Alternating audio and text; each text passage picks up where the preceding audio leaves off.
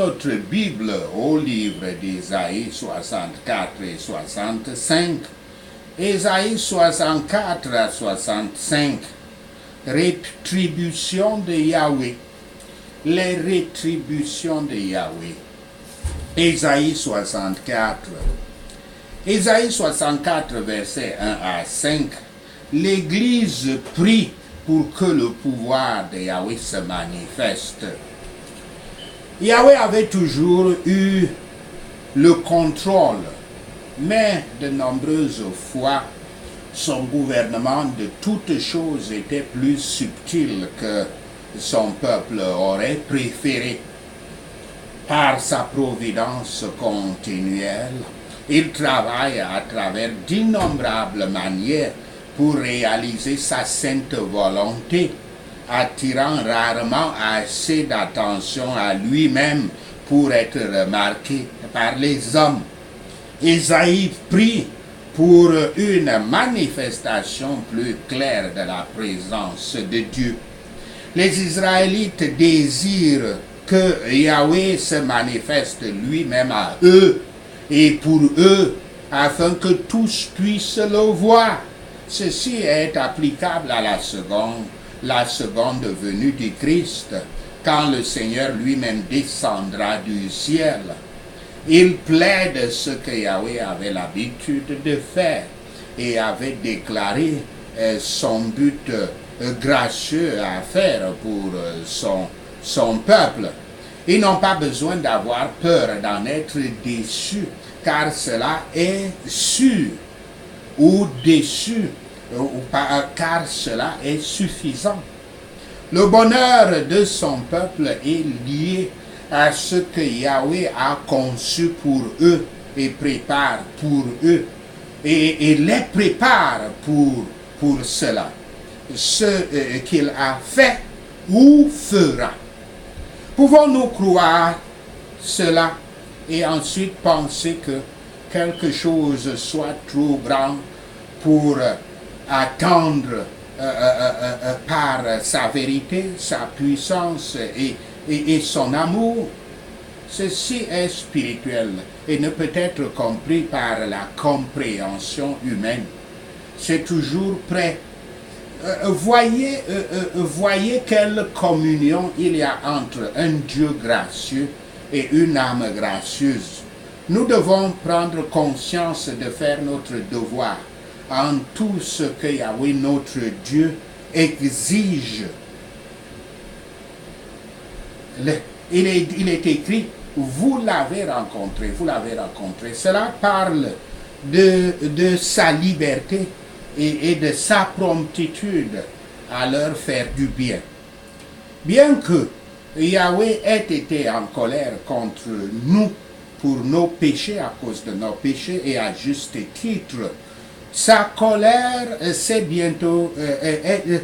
bientôt terminée.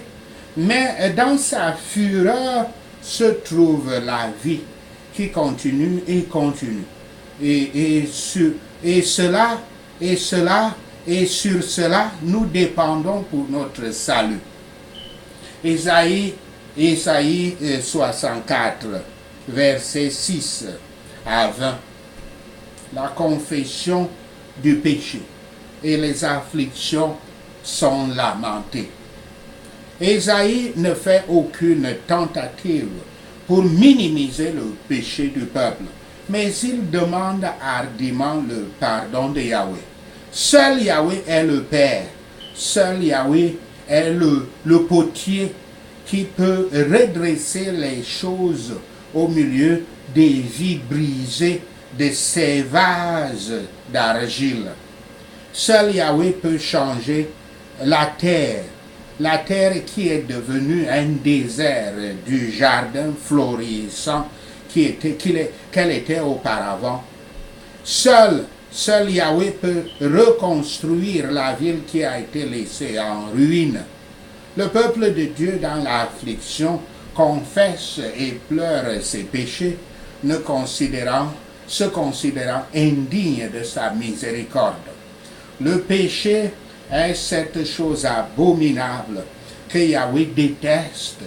Nos actions quoi qu'elle puisse sembler être, si nous pensons mériter par elle à la main de Yahweh, sont comme des haillons qui ne nous couvriront pas, des chiffons sales qui ne peuvent que nous souiller.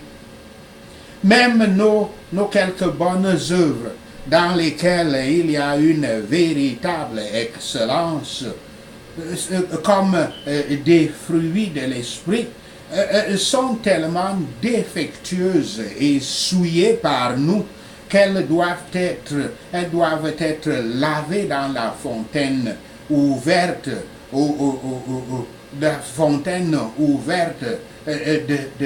de leur péché et de leur impureté. Il présage le mal quand la prière est retenue. Prier, c'est pour saisir par la foi les promesses que Yahweh a faites de sa bienveillance envers nous et pour les plaider. Prier, c'est se saisir de lui, le priant instamment de ne pas nous quitter, ou alors solliciter son retour. Ils ont attiré leurs problèmes sur eux-mêmes par leur propre folie. Les pécheurs sont fatigués, puis emportés par le vent de leur propre iniquité. Les pécheurs sont garrottés et ruinés ensuite. Quand ils s'étaient rendus comme une chose impure, il n'est pas étonnant que Yahweh les ait détestés. L'Écriture dit, insensés et négligents comme nous sommes, pauvres et méprisés, pourtant tu es notre Père. Fin de citation. C'est la colère du Père sous laquelle nous sommes qui sera réconciliée. Et le soulagement dont notre cas a besoin n'est attendu que de lui. Ils se réfèrent à Yahweh. Ils ne se disent pas éternel. Ne nous reprends pas, ils ne disent pas cela car cela peut être nécessaire, mais ils disent pas dans ton déplaisir, pas dans ton déplaisir. Ils déclarent leurs conditions lamentables.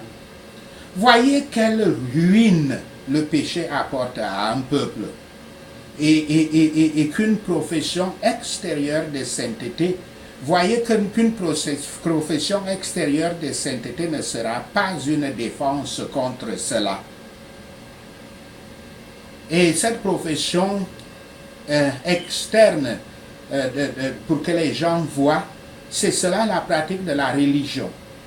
La religion est autre chose par rapport à la communion que Yahweh demande d'avoir avec lui. Les enfants de Yahweh ne prétendent pas lui dire lui prêter ce qu'il dira, mais leur prière est, en quelque sorte, parle pour le réconfort et le soulagement de ton peuple. Combien peu évoque l'Éternel de tout leur cœur, ou s'élève pour le saisir. Yahweh peut attendre un moment pour répondre à nos prières, mais à la fin, il répondra à ceux qui invoquent son nom et espèrent en sa miséricorde. Ésaïe 65. Ésaïe 65, versets 1 à 7. L'appel des païens et le rejet des Juifs. Versets 1 à 2. Quand Yahweh répond à cette prière d'Ésaïe, il explique qu'il n'a pas été aussi silencieux que le pensent les gens. Il s'est révélé, mais le peuple ne le cherchait pas. Il avait dit « Me voici », mais le peuple n'avait fait aucune tentative d'écouter. Il avait tendu la main plusieurs fois, mais le peuple restait obstiné. Versets 3 à 5. Yahweh sait pourquoi le peuple ne l'avait pas entendu.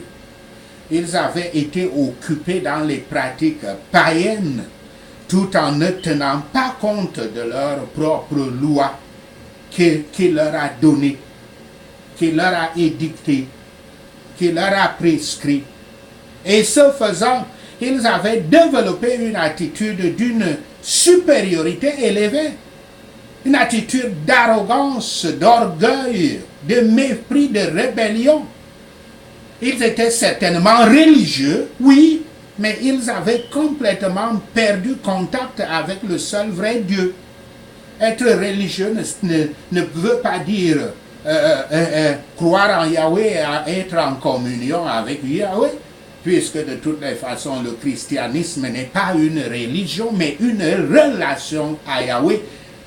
C'est être en communion avec Yahweh et travailler pour devenir aussi saint que Yahweh. C'est pour ça que le christianisme n'est pas une religion.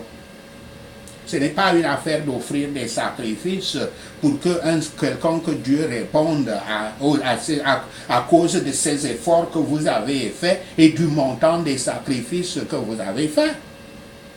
Verset 4. S'asseoir parmi les tombes est une expression qui était souvent liée aux pratiques du culte des ancêtres en Israël. Les gens qui essayaient de contacter les morts passaient souvent le temps là où la personne était enterrée, dans la conviction que leur message serait plus clair.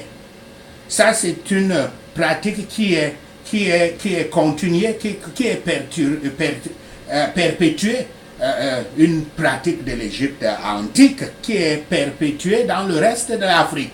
Parce que je vous rappelle encore une fois que Canaan se trouve sur le continent physique africain, le continent tectonique africain.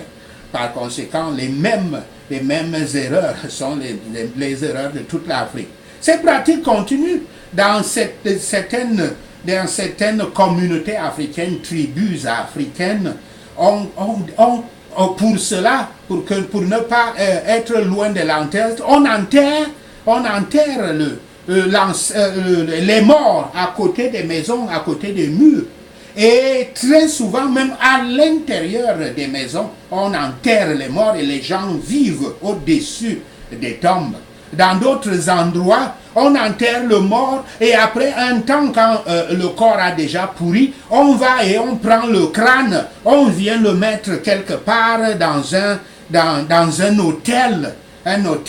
Et puis on se met à verser des libations sur cette tête, sous prétexte que on parle aux ancêtres, à cet ancêtre-là, donc à ce crâne-là, qui ferait en sorte, qui est comme un téléphone.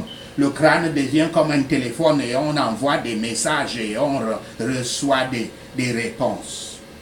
Les gentils, les païens étaient venus pour chercher et trouver Yahweh parce qu'ils étaient d'abord recherchés et trouvés par lui. Souvent, Yahweh rencontre un adversaire insouciant ou débauché et lui dit, regarde-moi. Et un changement rapide a lieu. Pendant tout le temps de l'évangile, le Christ a attendu pour être miséricordieux. Les Juifs ont été invités, mais ne viendraient pas. Ce n'est pas sans raison qu'ils sont rejetés par Yahweh. Ils feraient ce qui leur plaît le plus. Ils ont attristé et ont contrarié le Saint-Esprit.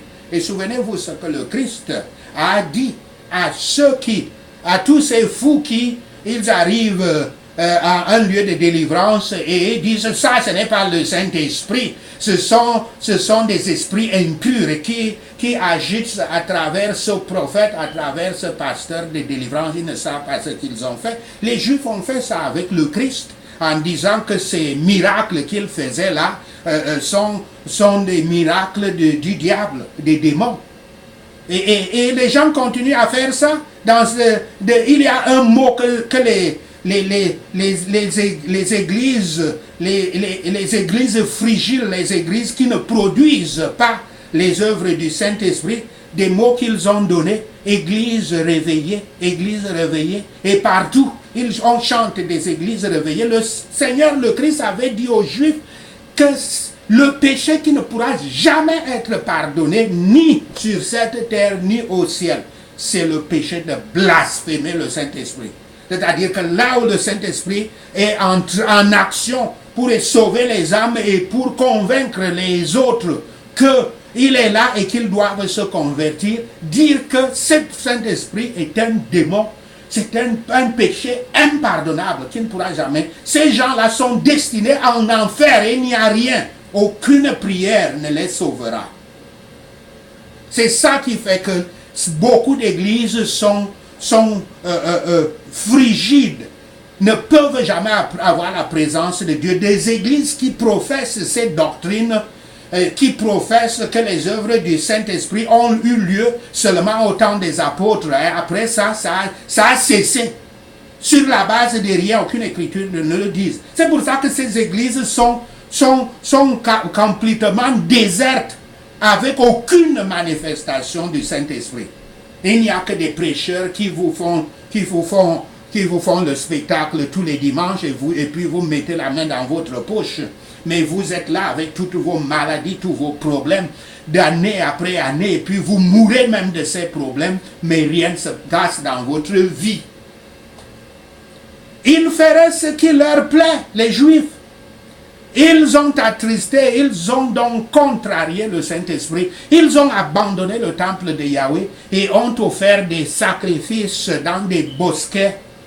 Ils ne se sont pas souciés de la distinction entre les viandes propres et les viandes, les animaux propres et les animaux impurs. Et ils ne se sont pas souciés de cette espèce avant que l'évangile n'enlève cela. Mais certainement pas que l'évangile ait enlevé cela, mais certainement cela était fait pour tous les plaisirs interdits, parce que c'est des symboles. Les animaux interdits sont juste des symboles pour les plaisirs interdits. Et tout ce qui est estimé être obtenu par le péché, cette chose abominable que Yahweh déteste. Le Christ a annoncé de nombreux malheurs contre l'orgueil et l'hypocrisie des Juifs. La preuve contre eux est donc claire. Veillons contre l'orgueil et la préférence du soi, du moi, en nous rappelant que tout péché et les pensées les plus secrètes du cœur de l'homme sont connues et seront jugés par Yahweh. Ésaïe 65, versets 8 à 10, l'Éternel conservera un reste. Ce n'est pas tout le monde qui avait souillé Yahweh. Un reste de personnes avait continué à le rechercher. Alors il leur montrera de la miséricorde. Israël est comparé à une grappe de raisin. Une grappe de raisin qui va mal, qui est en décomposition. Mais avant de jeter toute la grappe, les bons raisins sont choisis et conservés. Les gens n'avaient pas apprécié les promesses antérieures de Yahweh à Abraham, évoquées dans Ésaïe 63, verset 16. Mais ces assurances sont toujours en vigueur. La lignée des descendants d'Abraham, le père des croyants, à travers Jacob et Israël, continuera. Ceux qui cherchent Yahweh continueront à être bénis. Les endroits mentionnés, Sharon et Achor, étaient à la fois fertiles et géographiquement agréables. Dans la grappe des raisins non mûrs,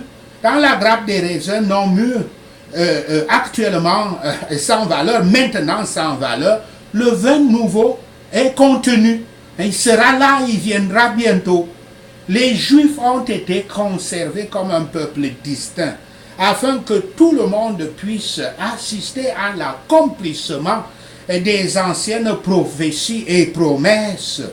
Les élus de Yahweh, la semence spirituelle de Jacob, Jacob en prière, pas n'importe, pas le Jacob par le sang, Jacob en prière, Israël en prière, hériteront des montagnes de Yahweh, des montagnes de félicité et de joie, et seront transportés sains et saufs à travers la vallée des larmes qu'est le monde.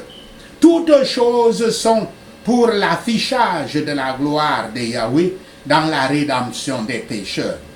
Ésaïe 65, versets 11 à 16. Jugement sur les méchants. Versets 11 à 12. Mais les gens impénitents qui avaient abandonné Yahweh ne partageaient pas la bénédiction. Parce qu'ils ont suivi les dieux païens, ils seront destinés à la destruction. Versets 13 à 16. Un groupe de personnes va manger, boire, se réjouir et chanter. Un autre groupe aura faim et soif, éprouvera la honte et gémira d'angoisse. Mais après cette séparation, les enfants de Yahweh commencent à expérimenter des choses entièrement nouvelles. Ils obtiennent un nouveau nom avec leurs péchés précédents ayant été pardonnés et oubliés. Ici, les différents états des pieux et des méchants, des juifs qui ont cru et ceux qui ont persisté dans l'incrédulité, sont opposés l'un à l'autre. Ils préparèrent une table pour cette troupe, cette horde de divinités que les païens adorent, comme dans la plupart des endroits d'Afrique. Et ils versèrent des libations à ces foules, ces dieux innombrables. Leurs fidèles n'ont épargné aucun prix pour honorer ces idoles, ce qui devrait faire honte aux adorateurs du vrai Dieu Yahweh. Voyez donc la malignité du péché. Le péché fait par choix ce que nous savons que ça déplaît à Yahweh. Dans tous les siècles et dans toutes les nations, l'Éternel laisse ceux qui persistent à faire le mal et à mépriser l'appel de l'Évangile. Les serviteurs de Dieu auront le pain de vie et n'auront besoin de rien de bon pour eux. Mais ceux qui abandonnent le Seigneur auront honte de la vanité de leur propre justice et des espérances qu'ils ont bâties sur une telle justice.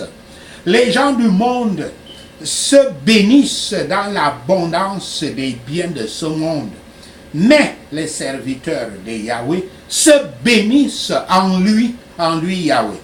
Il est leur force et leur portion. Il l'honore comme le Dieu de la vérité. Et il a été promis que toutes les familles de la terre seraient bénies en lui, en Yahweh. Ils se croiront heureux de l'avoir comme leur Dieu. Leur Dieu qui a fait oublier leurs ennuis. Ésaïe 65, versets 16 à 25. Le futur état heureux et florissant de l'Église. Versets 17 à 20. Yahweh va même créer de nouveaux cieux et une nouvelle terre. Jérusalem sera renouvelée, sans plus de larmes et de morts prématurées. Versets 21 à 25. Les maisons seront établies avec des vignobles fructueux, la bénédiction de Yahweh sera si efficace que le travail et l'éducation des enfants seront des activités épanouissantes. Avant même qu'une prière ne quitte les lèvres des gens, Yahweh y répondra. Les dangers de la nature seront suspendus, comme quand les loups et les agneaux, les lions et les bœufs se mêleront. La protection du Seigneur assurera la sécurité et la satisfaction complète. Dans la grâce et le réconfort que les croyants ont dans et à partir du Christ, nous devons rechercher ce nouveau ciel et cette nouvelle terre. Les anciens